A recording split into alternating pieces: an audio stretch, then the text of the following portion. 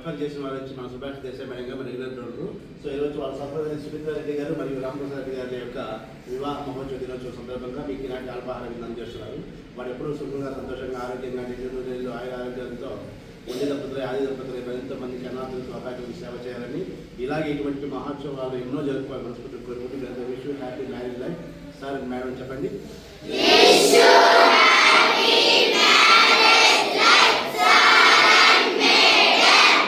సుమిత్ర దేశాయ్ గారికి మరియు రామప్రసాద్ గారికి మరొకసారి మీ హృదయపూర్వక హార్దిక వివాహ మహోత్సవ దినోత్సవ శుభాకాంక్షలు తెలియజేసుకుంటూ థ్యాంక్స్ చెప్పి